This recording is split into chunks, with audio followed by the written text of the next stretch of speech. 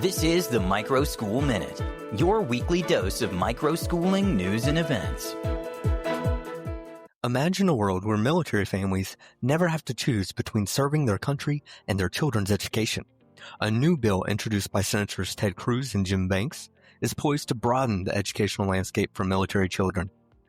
This proposed legislation seeks to create education savings accounts, offering the financial flexibility necessary to cater to the uniquely distinct educational needs of many military children.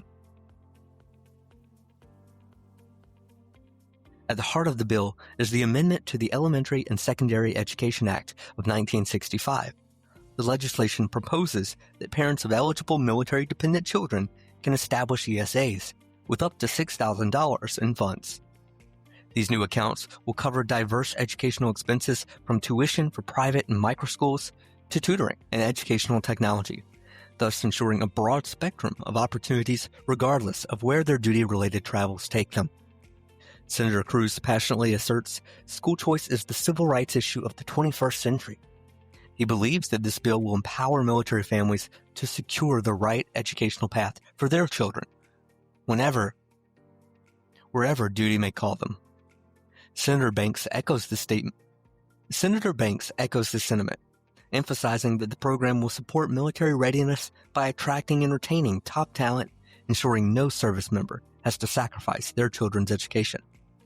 In essence, this legislative effort prioritizes the unique lifestyle and challenges faced by military families.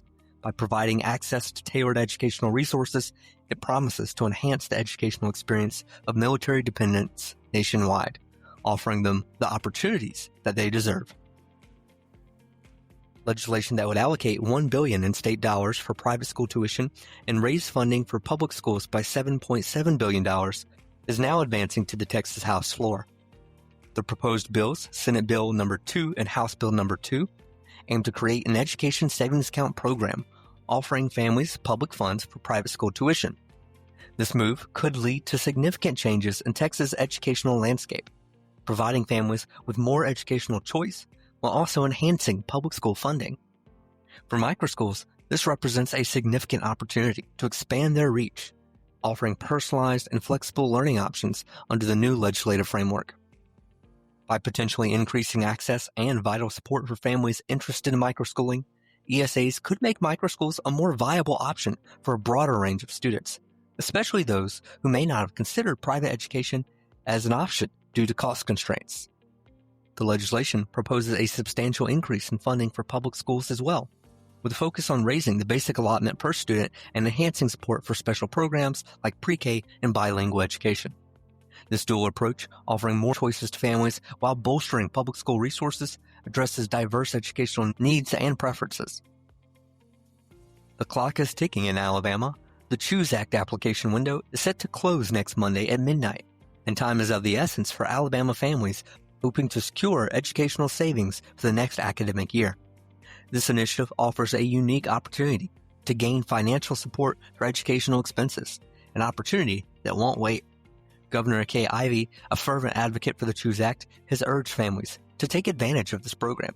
Her message is clear. Seize this chance to enhance your child's educational journey. Tax-paying Alabama families want choice, said Ivey, emphasizing the flexibility and enrichment that this act provides.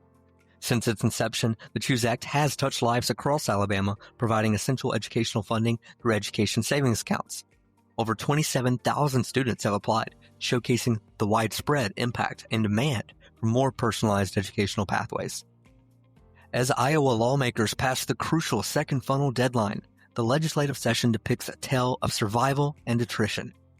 This checkpoint ensures that only the most robust bills advance, having cleared one chamber and secured committee approval in the other.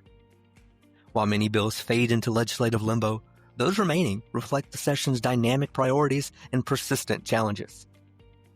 The unfinished business calendar serves as a sort of purgatory for unresolved issues. High-profile bills, not quite ready for prime time, linger here until lawmakers are prepared to tackle them. House Speaker Pat Grassley emphasizes this strategic pause, stating, "Our philosophy is to give priority bills more time to mature rather than letting them perish prematurely." Senate President Amy Sinclair underscores the chamber's focus in Iowa aiming to pass legislation that lowers costs for Iowans and businesses, aspiring to make Iowa the best place to live, work, and raise your family. Yet House Minority Leader Jennifer Konst raises concern, critiquing GOP efforts for failing to alleviate economic pressures on Iowans. Republicans have done nothing to help Iowa's economy this session, Konst asserts, highlighting the urgency of the remaining legislative window. In a dynamic move to safeguard Colorado's educational future, House Speaker Julie McCluskey has unveiled a school finance plan that promises to balance ambition with pragmatism. The Public School Finance Act aims to extend the rollout of a new funding formula over 7 years instead of 6. This extension seeks to ease the financial burden on the state's budget while committing to incremental funding increases for K-12 education. Moreover, the proposal introduces a gradual shift in how student enrollment is calculated, from a 4-year average to a 3-year average. This compromise is pivotal. It addresses concerns about potential funding volatility for districts experiencing declining student numbers, while still aligning with a broader state initiative to curb unnecessary expenditures. Key figures endorsing this legislation include State Representative Megan Lukens and Senate Minority Leader Paul Lundeen, alongside State Senator Jeff Bridges. Together, this bipartisan group underscores a united front in tackling the multifaceted challenges of school finance reform. This plan reflects a nuanced understanding of Colorado's educational landscape, balancing the immediate needs of districts with long-term fiscal sustainability. The recent spar between Governor Ron DeSantis and House Speaker Daniel Perez in Florida over proposed tax cuts underscores the ongoing debate about funding priorities that could significantly impact educational institutions, including the burgeoning microschooling movement. As Florida grapples with decisions on providing property tax rebates or cutting sales tax, the implications for public funding allocation to schools could be profound. Microschools, known for their innovative and personalized educational models, may find these financial shifts either a boon or a challenge, depending on how those resources are reallocated.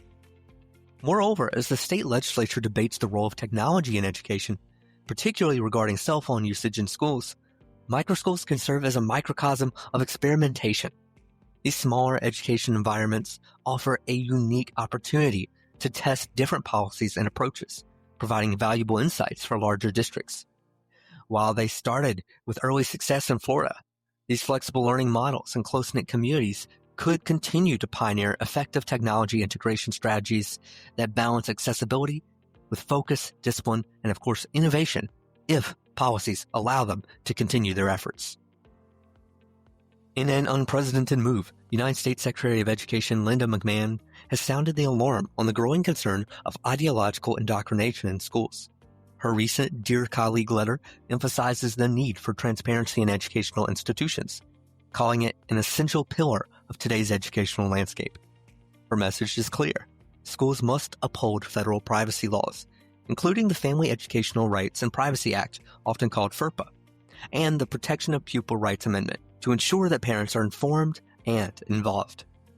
In her letter, McMahon underscores the rights granted by FERPA, which empower parents to access and amend their child's educational records. Similarly, PPRA ensures that parental consent is obtained before students participate in specific surveys or expose personal information. McMahon's insistence on these rights serves as a clarion call for schools to prioritize parental engagement over bureaucratic secrecy. Failure to comply with these laws could have significant repercussions for both schools and parents. Educational institutions risk losing federal funding, a vital lifeline for many. McMahon's call for transparency is more than just a policy requirement. It's a demand for accountability. The United States Department of Education has rescinded previously approved spending extensions for the elementary and secondary school emergency relief funds, often referred to as ESSER funds. This decision has left states scrambling to cover hundreds of millions in emergency pandemic funds that were anticipated but are now in jeopardy. Many states had relied on these extensions to maintain their financial planning for the coming year, and the sudden notice has caught them off guard. United States Secretary of Education Linda McMahon explained that extending deadlines for COVID-related grants, which she describes as taxpayer funds, conflicts with the department's priorities. McMahon argued that maintaining these extensions years after the pandemic's conclusion is not a worthwhile exercise. However, this decision has been met with significant backlash from state education leaders who say that they spent these funds with the expectation of federal reimbursement. In a bold move to reshape the educational landscape, districts nationwide are being encouraged to harness the flexibility of Title I funding to expand school choice options. This strategic guidance from the U.S. Department of Education represents a significant shift in policy, aiming to empower parents with more educational pathways for their children. By tapping into existing avenues under Elementary and Secondary Education Act, schools can now offer a broader spectrum of learning opportunities tailored to individual student needs. Title I funds, traditionally reserved for supporting low-income school populations, are pivotal in this initiative. These funds have historically been used to provide essential resources and support to schools servicing underprivileged communities. But with the new guidance, districts can reallocate a portion of these funds to enhance educational offerings, such as advanced coursework and career technical education that may not be available in a student's current school setting.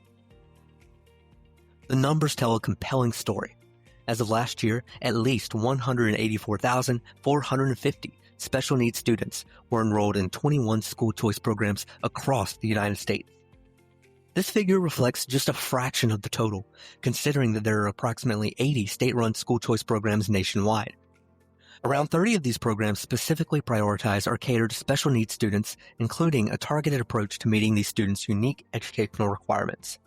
In private school choice programs, special needs students account for up to 15% of the total enrollment.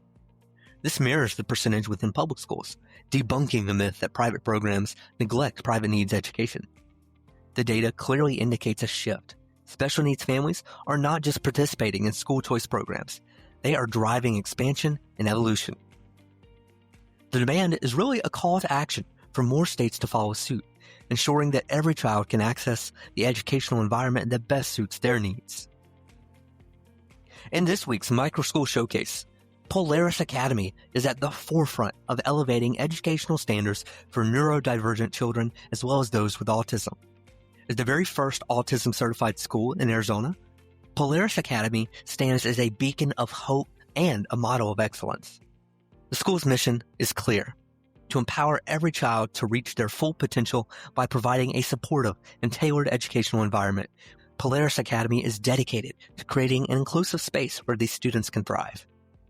With the honor of being recognized as the very first autism-certified school by the International Board of Credentialing and Continuing Education Standards, Polaris Academy is setting a new benchmark. This certification, which requires rigorous training for staff and specialized accommodations for students, underscores the Academy's commitment to excellence. Co-founder Nathan Palmer's vision for Polaris Academy was born out of a personal journey to find the best educational path for his son, and this vision continues to guide the school's growth and impact. As Polaris Academy expands, it remains committed to shaping a brighter future for all students. If you know of a microschool that deserves a shout-out, drop a line and let us know. Thank you for tuning in to the Microschool Minute, your weekly review of microschooling news and events. Don't forget to like and subscribe. If you'd like to continue supporting us, consider leaving a review. Until next week, happy microschooling.